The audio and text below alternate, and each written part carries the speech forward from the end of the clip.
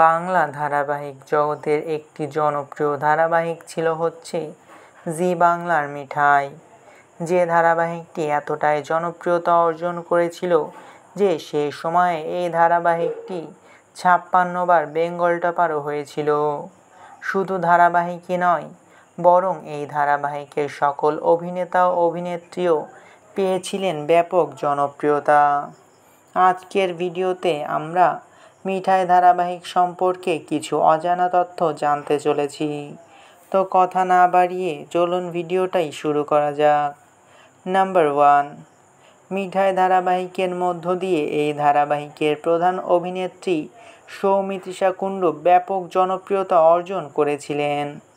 এমনকি এই ধারাবাহিকের জনপ্রিয়তা দেখে এই ধারাবাহিকটি শেষ হওয়ার পরপরই তিনি দেবের সাথে সিনেমা করারও সুযোগ পান। কিন্তু আপনারা কি জানেন, মিঠাই ধারাবাহিকের জন্য সর্বপ্রথম সৌমিত্রিষা নয় বরং অন্য এক অভিনেত্রীকে কাস্ট করেছিল এর প্রযোজক সংস্থা।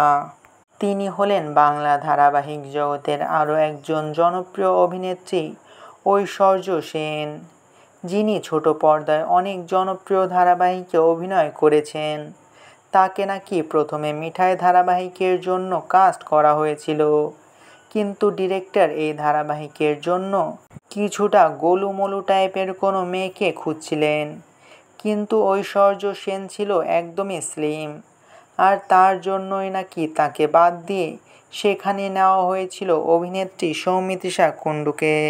নাম্বার 2, মিঠাই ধারাবাহিকে বিভিন্ন সময় জনপ্রিয় অনেক ট্র্যাক দেখা গিয়েছে, আর যেখানগুলো মানুষ খুবই পছন্দ করেছে।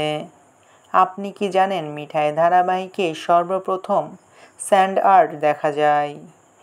সর্বপ্রথম কোনো বাংলা ধারাবাহিকে স্যান্ড আর্ট দেখা যায় যখন সিদ্ধার্থ মোদক মারা যায়, তখন সে রিকি দ্য রকস্টার সেজে আবারও মোদক পরিবারে ফিরে আসে এবং তার মৃত্যুর ঘটনা উদ্ঘাটন করার জন্যই পরিবারের সবার সামনেই তিনি তার মৃত্যুটি স্যান্ড আর্টের মাধ্যমে উপস্থাপন করেন।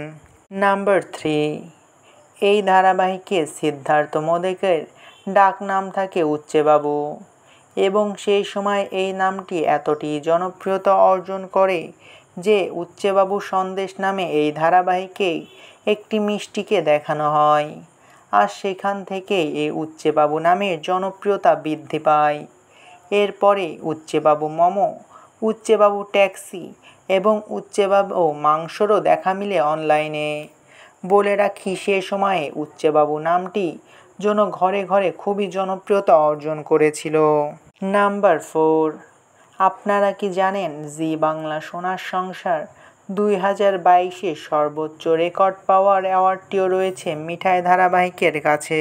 সে বছর ধরতে গেলে প্রত্যেকটা ক্যাটাগরিতেই মিঠাই ধারাবাহিক থেকে অ্যাওয়ার্ড জিতে নিয়েছিল।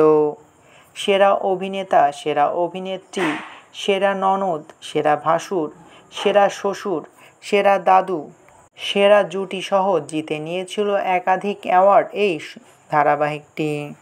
আপনার মিঠাই ধারাবাহিকটি কেমন লাগতো তা অবশ্যই কমেন্ট করে জানাতে পারেন। ভিডিওটি ভালো লাগলে ভিডিওতে একটি লাইক করে আমার চ্যানেলটিকে সাবস্ক্রাইব করে আমার পাশে থাকবেন, আর এইভাবেই আমার চ্যানেলকে ভালোবেসে যাবেন। ধন্যবাদ।